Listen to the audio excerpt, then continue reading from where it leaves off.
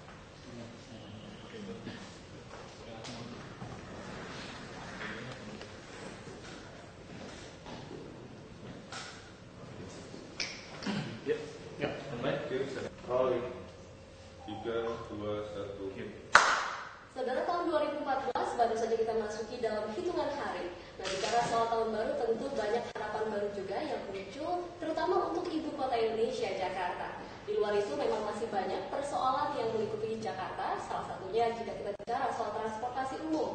Nah, ini masih menjadi persoalan yang disoroti oleh publik karena dianggap seperti benang kusut yang sulit untuk diurai. Tapi bukan berarti tidak mungkin. Pertambahan mobil atau kendaraan pribadi yang belum bisa seiring dengan pertambahan juga infrastruktur jalan menjadi salah satu permasalahan. Selain itu juga kita melihat bahwa armada angkutan umum yang juga masih belum memadai, dalam artian masih belum cukup banyak untuk menampung warga ibu kota yang ingin bepergian. Tapi tahun 2014 bisa jadi menjadi awal perubahan dan juga menjadi awal bagi Jakarta, di mana juga selain infrastruktur yang pada tahun 2014 ini sebagian besar sudah rampung dilakukan, Pemprov DKI Jakarta juga sudah berencana membeli 4.000 bus, diantaranya 3.000 bus sedang dan juga 1.000 bus Transjakarta. Seperti apa kira-kira proyeksi pemerintah DKI Jakarta untuk tahun 2014, terutama untuk membenahi sedikit demi sedikit permasalahan ibu kota? Saya tidak sendiri, sudah bersama dengan Wakil Gubernur DKI Jakarta, Basuki Cahayapurnama, atau yang lebih akrab kita sapa dengan sebutan Pak Ahok. Selamat, apa kabar Pak Ahok? Selamat tahun baru. Selamat tahun baru. Kita lihat tahun 2014 ini banyak harapan baru yang muncul dari masyarakat, terutama untuk ibu kota. Dan tentu pemerintahan Jokowi Ahok yang diusung ini sudah masuk ke tahun yang baru, banyak juga harapannya untuk masyarakat. Seperti apa Pak kira-kira permasalahan yang paling sulit jika kita lihat ibu kota saat ini? Ya, saya kira yang paling penting kan kaum menengah ke atas selalu melakukan banjir, macet gitu ya. Nah, kita tentunya ada saling berhubungan. Jadi kami lagi berpikir secara pola transportasi makro, memang kita mesti selesaikan dengan berbasis rel MRT. Jadi kita butuh 2018, itu pun baru Lebak Bulus sampai ke HI. Ini saja hambatan banyak kan, ada orang yang tidak ingin perubahan, tidak ingin ini. Jadi yang satu-satu cara yang bisa cepat tahun ini adalah dilakukan dengan melakukan bus rapid transit, busway. Mayoritas sterilkan, kan tidak mungkin menambah ruas jalan dengan baik. Satu tahun nambah 1,2 juta kendaraan. Nah, kita juga bisa membatasi BBM subsidi macam-macam, terlalu banyak polemiknya.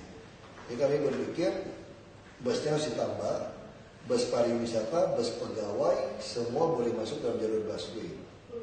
Nah, terutama yang rata-rata yang masuk kendaraan dari luar ini kan lewat tol. Nah kita lagi bicara lisan, dan kita mau rapat dengan Dewan Wapres, dengan Wamenhub dan dari PU. Bahu jalan tol itu boleh dipakai untuk bis. Sehingga orang yang tinggal di Serpong, tinggal di Bekasi, atau tinggal di daerah Tangerang akan suka naik bus. Kalau saya tinggal di daerah Serpong, ya tol Kebun Jeruk macet, saya boleh pakai bahu jalan. Begitu dia masuk ke tengah kota, dia boleh pakai jalur busway. Bahkan kalau busnya itu mempunyai pintu untuk naik turun di halte busway, dia turun di halte busway, dia naik Transjakarta gratis. Nah ini yang kita lakukan integrasi mobil-mobil sedang. Nah kenapa bus sedang kita beli banyak? Jujur saja hampir mungkin 60% lebih kendaraan yang bus sedang di Jakarta itu usia di atas 35-40 tahun. Itu lucu sekali gitu. Itu dari zaman kita SD mobilnya masih beroperasi. Zaman gua ini saya SD belum lahir, busnya lebih tua busnya gitu kan. Tapi kalau kita tekan dia beli baru, dia berpikir begini sih pengusaha bus jelek saja kamu naik, untuk apa saya invest yang baru? Kita membuat orang berpikir untuk kenyamanan. Orang Jakarta kan selalu berpikirnya kan efisien waktu adalah uang. Kalau gitu saya beli motor, biaya sama, lebih untung. Akhirnya motor membludak luar biasa. Nah kita sudah beli bus, dia nggak mau. Karena dia, ya asalnya dia memaksa kami. Kami kalau udah beli bus sendiri, kita rubah sekarang. Kalau kamu pengusaha tidak mampu ganti bus yang baru, ini harusnya sudah kami scrap. Tapi tidak di scrap saja tidak cukup angkut orang kan, apalagi di scrap. Jadi kita digantung. Nah, kita beli tahun lalu kita gagal beli karena tender. Tahun ini kita harapkan dengan e-katalog di RKPP kami tinggal beli dari agen. 3.000 unit seperti orang beli mobil Xenia atau Avanza saja. Nah kalau ini terjadi bagaimana sopir-sopir? Kita udah training, kita buka. Misalnya articulated busway kami bayar gaji 3,5 UMP. Nah ini bus sedang kira-kira 2-2,5 UMP. Ini kita mau membajak bus-bus sopir bus yang baik ke kita. Bus yang jelek kita akan betul-betul kita akan buang pesituakan. Nah kami juga mulai masuk ke perumahan-perumahan yang mewah. Misalkan bus sedang sekarang sudah ada dari Kopami, dia mau masuk dari Kelapa Gading ke kota. Bus sedang kami datang, kami akan masuk dari Pandai Kapuk, Muara Karangfluid sampai ke kota. Nanti antara kota ke Monas kita ada operasikan bus tingkat gratis. Yang tiap 10 menit jalan. Kita akan beli. Mungkin 6 bulan lagi baru pesan lagi bisa datang lagi. Karena karoseri lokal butuh 6 bulan. Kalau koridor utama ini ada bus tingkat, orang-orang kantor juga akan naik mall. Lalu bisa dari Bintaro ada bus untuk ngangkut kerja sampai ke Ratu Plaza. Itu bayar 9.000 misalnya. Itu kalau dia turunkan situ, dia tinggal naik bus tingkat gratis. Nah kalau dia bikin pintunya masuk ke Transjakarta, gratis juga. Jadi orang-orang akan mulai menghemat uang Transjakarta. Jadi jangan bayar 9.000. Dia daripada 18.000 pulang pergi, lebih baik 18.000 daripada dia mesti bayar tol atau mobil macet gitu. Nah itu yang kita lakukan. Strategi yang dilakukan oleh pemerintah DKI Jakarta masih tahun 2014 itu dengan mencoba mengalihkan pengguna mobil pribadi atau kendaraan pribadi ke kendaraan umum. Nah, jika kita lihat Pak di Transjakarta dengan penambahan 1.000 bus nanti dan 3.000 bus sedang juga. Nah ini pengelolaannya apakah masih kita udah siapkan BUMD. Swasta? Enggak, kita udah siapkan BUMD. Transjakarta sudah berubah jadi BUMD, sudah ada perdanya. Kita akan merekrut profesional yang biasa menangani mungkin taksi atau bus. Tadi saya udah pegang satu biodata orang yang menangani Kopaja, yang pengalaman. Pak Gubernur pesan sama saya, tolong direkrut yang umurnya kira-kira 40-an saja. Jangan yang terlalu tua untuk jadi direksi. Jadi kalau dari 55 ke atas, 50-an ya sudah lah. Itu jadikan komisaris saja. Tapi yang 40-an saja supaya lebih lincah. Dan begitu Transjakarta jalan dengan baik, ditambah bus tingkat yang gratis tadi, motor tidak boleh lewat. Nah, jadi kita harapkan bisa koridor 1 seperti Blok M sampai ke kota. Kalau motor tidak boleh lewat, bus-bus yang jelek itu masih tersingkir ke pinggir kan? Karena yang gratis lebih nyaman. Nanti di situ juga jadi satu jalur sepeda sebenarnya. Orang akan mulai merasa nyaman pakai sepeda. Kalau sekarang kita pakai sepeda sendiri, wah mengerikan. Kalau kita mau pakai rame-rame, memasang satu jalur habis. Nah, itu yang kita mau lakukan. Bahwa akan menggunakan profesional untuk mengelola PT Transjakarta, tentunya ini juga memanfaatkan tenaga muda. Bagaimana dengan yang ada saat ini Pak? Mungkin pengguna yang mengoperasikan bus-bus ya dan juga yang berada di direksi dengan usia yang sudah cukup Kan dari PNS, semua PNS. Tinggal kita balikan ke distrik. Dulu dia UPT, dia tidak masalah. Dari awal gitu Iya, ya. nah, ini kan udah mulai jalan. Kita udah mulai jalan dengan transisi ini. Itu tidak masalah. Yang jadi masalah kan sebetulnya operator-operator ini dia mau taat atau tidak. Bisa contoh, kenapa orang merasa Transjakarta kurang nyaman? Harusnya ada 1.700 unit Transjakarta. Tapi yang terjadi yang beroperasi ini hanya 480 unit. Begitu kita tegaskan, hanya 300 unit lebih. Kalau mau lebih ketat lagi, yang layak tidak layak beroperasi Transjakarta mungkin di bawah 300 unit. Jadi wajar orang teriak-teriak. Banyak orang nggak mau naik Transjakarta, orang pindah ke macet, lebih enak di mobil.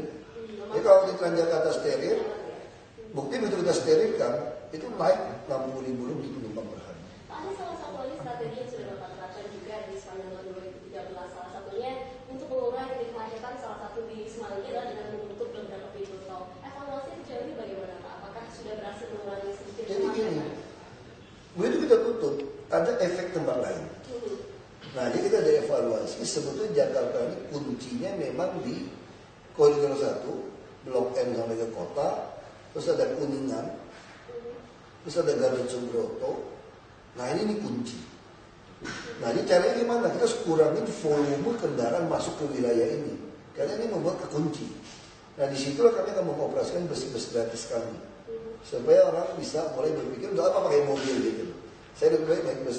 Nah, dulu saya mau operasikan di Transjakarta, ternyata orang mau naik ke tangga Transjakarta juga tidak mudah. Tapi kalau tinggal keluar dari kantor langsung trotoar langsung naik dengan dek yang rendah ini mudah. Nah, sama kami juga mulai misalnya contoh Raden Saleh ada Pakin ke Prapatan. Jadi sebenarnya semua sungai di Jakarta di zaman Belanda itu dirancang kata jalan inspeksi 7,5 meter minimal. Ada yang 10, ada yang 14 meter. Kalau 7,5 meter itu kira-kira itu 2 mobil. Kalau kiri kanan berarti ini 2 arah 4 mobil. Tapi yang terjadi hampir semua jalan inspeksi kita diduduki oleh orang. Oleh rumah macam-macam nih. Nah, kami targetkan 2014-15 kita akan sikat habis ini. Jadi semua rumah-rumah yang dudukin saluran air sambil normalisasi saluran, atasi banjir, kita menambah rasio jalan raya. Karena tiba-tiba ada jalan inspeksi itu, ini juga akan menjadi sebuah jalan alternatif. Istilah orang kita itu ada jalan tikusnya lah, kalau macet gitu loh. Jadi bagi kalau semua sungai ada jalan tikus, ini juga akan mengurangi kemacetan. Mas, selain transportasi umum bus gitu, kita bicara juga soal MRT yang tahun 2014 ini sudah mulai dibangun. Kemarin ini Pak ada informasi bahwa memang penundaan untuk penggusuran di stasiun Bakun, apakah ini sedikit mengurangi atau menghambat pembangunan stasiun MRT di sana? Kita akan terus ada bongkar. lain, Kita akan terus bongkar. hanya penundaan. Tidak bisa mundur.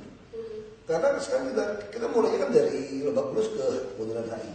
Lain hari kalau dari Bundaran HI ke Kampung Bandar bisa. Sekarang kalau keretanya datang, kan mesti uji coba, mau dicuci, mau dites semua.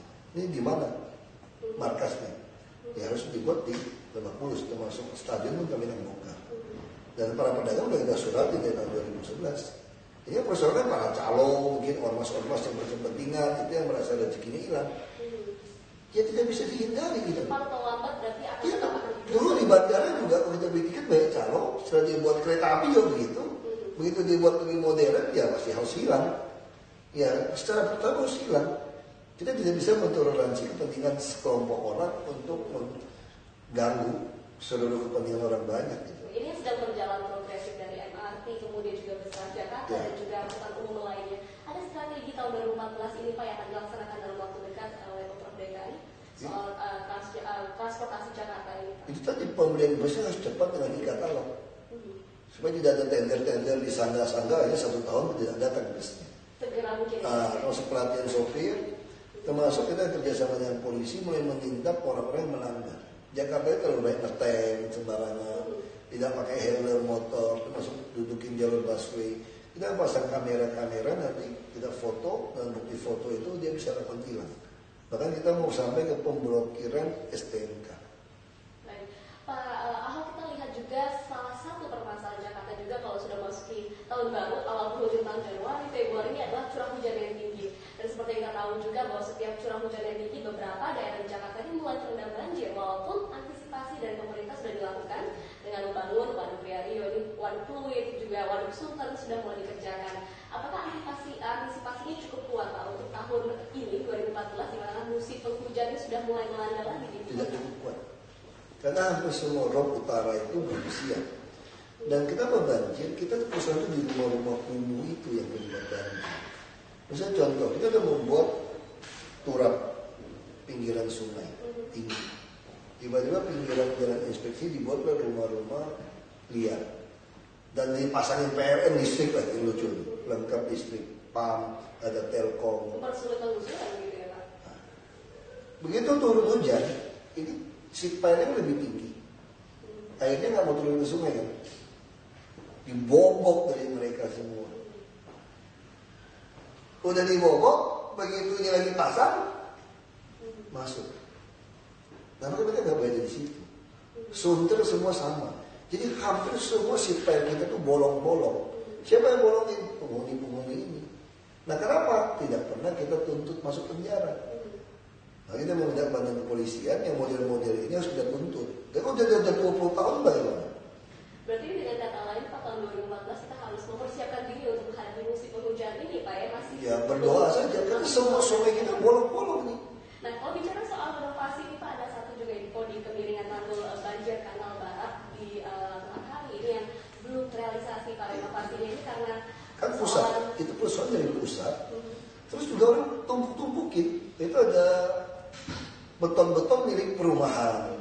Ada orang taruh parkir truk-truk. Yang umum. Dan kita nggak bisa larang. Kita nggak pernah tegaskan. Itu yang saya bilang. Kalau Anda mau hidup nyaman di DKI, Anda harus tertib. Kalau Anda mau tertib, harus penegakan hukum. Tidak ada pilihan lain, harus penegakan hukum. Ya penegakan hukum berarti kita melanggar HAM. Justru bisa kayak Muara Baru. Kayak rok 2,8 meter, cuma tembok. Ini orang tinggal di situ. Kalau kita nggak mau tertibkan mereka, nanti kalau ini roboh mati, melanggar HAM. Kuncinya berarti untuk memiliki kehidupan yang nyaman di tahun 2014 tertib. Jauh harus tertib. Kalau mau tertib, penegakan hukum, bukan melanggar HAM. Baik, Pak Basuki kita bahas lagi tahun 2014 tentu tidak hanya persoalan PR di Jakarta saja yang pasti harus kita hadapi, tapi juga tahun 2014 ini lekat dengan tahun politik. Kita akan bahas saat lagi setelah jeda berikut ini, saudara. 3 kamera, balik, 3, 2, 1. Saudara, tahun 2014 seperti yang kita ketahui bersama juga adalah tahun politik. Dan kalau bicara soal politik, pasti sosok dua ini tidak lepas juga dari perhatian masyarakat karena ketegasan dan juga bagaimana cara memimpin DKI Jakarta, yaitu sosok Jokowi dan Ahok. Nah ini Pak Ahok sendiri kalau kita bicara soal sosok Jokowi dan Ahok di mata masyarakat saat ini adalah pasangan yang serasi, pasangan yang selalu bisa saling melengkapi dengan gaya kepemimpinan masing-masing tentunya. Nah kalau kita bicara di luar pandangan masyarakat, sejauh ini Pak, setelah beberapa bulan bersama-sama pemerintah dengan Pak Jokowi juga, apakah selalu Pak Ahok dan Pak Jokowi ini seias kata atau justru jangan-jangan ada kebijakan-kebijakan yang mungkin dikeluarkan oleh Pak Jokowi sebenarnya ini tidak sekata atau sehati dengan Pak Jokowi, dengan Pak Ahok, atau sebaliknya Pak Ahok juga ada kebijakan yang sebenarnya juga tidak sesuai dengan apa yang diinginkan oleh Pak Jokowi. Sejauh ini bagaimana Pak Ahok? Saya kira itu namanya manusia ya. Satu bapak, satu ibu saja belum tentu sia sekata. Suami istri tidak bisa sia sekata. Pasti ada perbedaan. Tapi kalau kita diikat oleh tali kepentingan bersama yang kuat, maka perbedaan-perbedaan itu pasti tidak ada masalah. Kan niatnya sama. Kita pasti bisa beda pandangan untuk mencapai ini kan. Tapi kalau niatnya sama, lebih kuat untuk mencapai itu, maka persoalannya jadi tidak masalah. Kalau saya bilang tidak pernah ada beda pendapat, itu namanya pura-pura bohong. Suami istri aja menentukan mau tanaman jenis apa aja bisa nggak ketemu kok. Mau wallpaper apa yang bisa nggak ketemu gitu loh. Kalau tidak ada sudah mencapai ke tingkat kebijakan bagaimana nih Pak Ahok? Tidak mungkin. Pasti selesai. Kenapa? Karena tujuan hasrat berdua ini untuk mencapai memenuhi otak, perut, dan dompet warga DKI lebih kuat diikat oleh itu. Maka kebijakannya pasti kita bisa ngerti kan, oh iya ini salah, ini benar. Karena kita tidak berpikir kami hanya memikirkan bagaimana untuk mencapai ini. Baik, contoh sederhana nih, Pak Ahok, kalau kita bicara soal beberapa waktu lalu Pak Jokowi bersepeda ke kantor, kemudian pulang naik bajai yang sempat menjadi rebutan juga. Tapi di hari itu untuk efisiensi waktu Pak Ahok menggunakan kendaraan dinas. Nah, pada saat seperti ini misalnya perbedaan pendapat dan dilihat oleh publik, seperti apa sih? Itu kan orang aja, orang kan mengekspos ya. Sebetulnya tidak ada perbedaan. Kami yang paraf, kami yang tanda tangan. Maka di situ kami mencantumkan tidak memasukkan gubernur wagub. Kenapa? Karena undang-undang protokoler itu justru mewajibkan kita ini punya mobil dinas, dikawal mobil, dikawal pengawal untuk keamanan. Kita bisa bayangkan kalau saya naik bus misalnya untuk hari itu, saya ada rapat penting 7:30, orang foto-foto. Nah, saya bukan berarti tidak mau susah payah naik bus. Saya kadang-kadang kalau nyebrang ke kantor, misalnya ke rapat dengan orang di Plaza gitu ya, macet, Putar Semanggi, bisa setengah jam lagi Pak. Saya pilih turun, saya naik JPU. Saya jalan kaki, nyebrang, cukup lebar kan Sudirman itu gitu loh. Nah sama seperti teman-teman saya kalau macet kita pilih busway. Tapi kalau saya naik mobil bisa 20 menit sampai ke sini, untuk apa saya naik bus yang 45 menit 1 jam? Beda-beda pendapat sekali tidak apa-apa yang penting Nah, tujuannya maksud ya itu juga seizin beliau. Karena saya ada rapat lain yang lebih penting untuk bicara anggaran. Baik, Pak, kalau kita bicara Orang aja ekspos gitu loh. Kalau sepeda mah beliau tiap Jumat juga naik sepeda. Baik, Pak, kalau kita bicara tahun 2014 ini juga selain mungkin hubungan ini yang menjadi sorotan juga adalah bagaimana dekatnya Bapak dengan partai PDIP yang beberapa kali menerima jamuan seperti waktu itu jamuan di tempat Ibu Mega, kemudian juga sebaliknya juga pada saat open house Natal, dan yang terakhir Bapak juga diketahui dengan Pak Salam Sirait sempat berkunjung ya Pak ya beberapa waktu yang lalu di rumahnya. Nah, hubungan dekat dengan partai PDIP ini apakah mengganggu Gerindra Pak? Kalian aja dulu nggak pernah mau nyuruh saya TV. Saya dari dulu juga mainnya ke Bang Taufik Kemas, ke Pak Sambal. Habis Kompas TV nggak pernah mau ikutin saya dulu, sekarang ini ikutin. Jadi sekarang jadi heboh. Sebenarnya kita lakukan itu dari dulu udah kita lakukan. Ya tidak mengganggu Gerindra. Beliau dari tahu dari dulu. Saya nggak pernah masuk PDIP, nggak ada yang dekat dengan mereka. Beliau juga tahu waktu pencalonan ini saya harus jadi anggota partai Gerindra. Jadi ya gosip orang aja. Gerindra sih baik-baik aja. Baik-baik saja ya Yang Pak. tidak keluar tetap di Gerindra. Nah, Pak, kalau kita bicara tahun 2014 ini kan tentu sudah banyak yang mempersiapkan diri untuk pencalonan, kan kita tahu ini hanya hitungan bulan.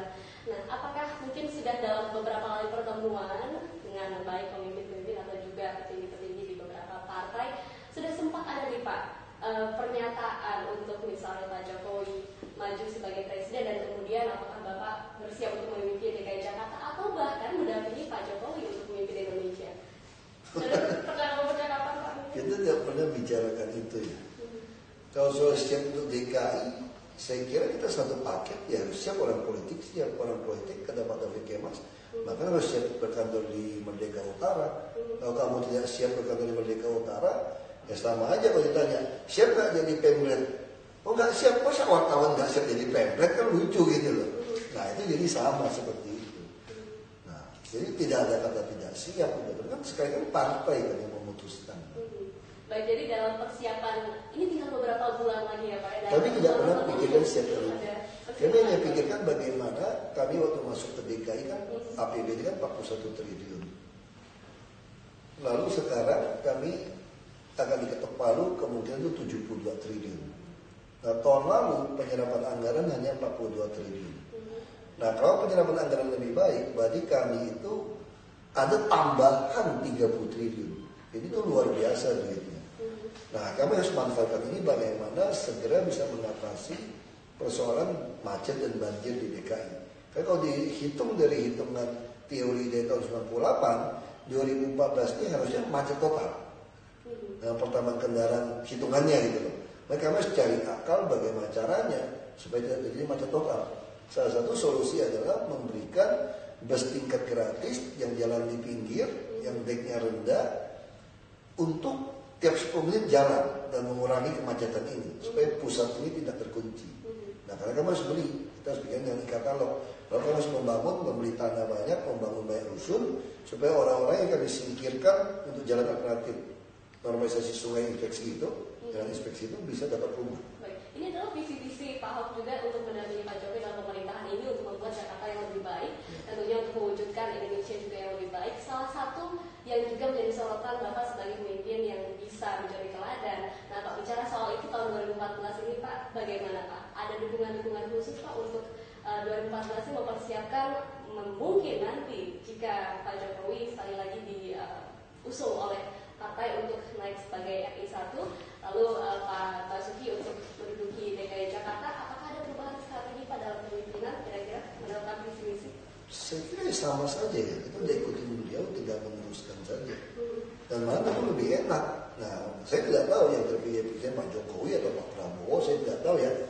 Dan Pak Prabowo juga bos saya di partai Dewan Pembina, Pak Jokowi juga sudah tahu saya, makanya saya kira banyak sekali tugas-tugas pusat itu akan selesai. Ya saya sudah katakan sebetulnya untuk menyelesaikan DKI harusnya presiden. Salah satunya gitu. Iya, harus turun. Kenapa? Bung Karno dulu DKI dibangun itu karena Bung Karno menunjuk gubernur. Gubernur nggak dipilih, wali kota. Ya sebenarnya merancang ini semua Bung Karno. Dia tunjuk orang untuk jadi gubernur. Nah harusnya presiden akan datang itu dia punya 2 wakil di Merdeka Selatan. Satu wakil presiden ngurusin seluruh Indonesia, satu wakil presidennya itu adalah gubernur DKI yang ngurusin DKI. Nah itu kita tidak tahu. Dulu sempat ada wacana gubernur DKI itu harusnya jangan dipilih lagi, ditunjuk aja oleh presiden.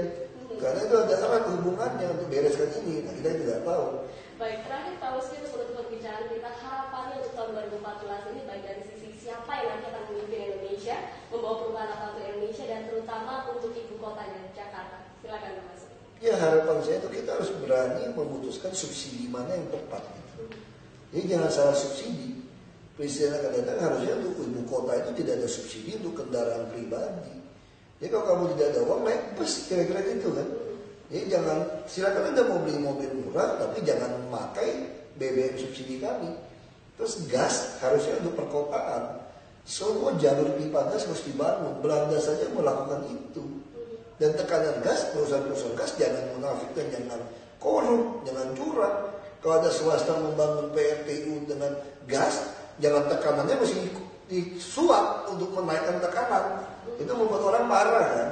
Nah itu karena presiden akan datang itu betul-betul memanfaatkan kekuasaannya dia untuk memberantas korupsi-korupsi atau bajingan-bajingan yang duduk di pemerintah.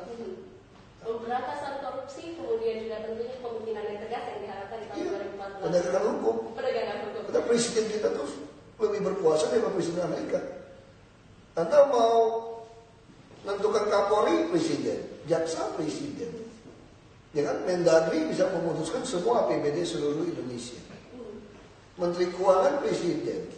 Tangkapin aja orang nggak bayar pajak macam-macam. Baik, ini adalah tanggung jawab yang cukup besar yang harus dilakukan oleh seorang RI 1 yang tentunya kita harapkan bersama siapapun yang terpilih harus bisa menjalankan visi dan misi untuk menjadi pemimpin teladan. Terima kasih Bapak Sekjen yang pertama telah bergabung bersama Bapak Siti untuk berbicara seperti apa 2014 ini masih sama.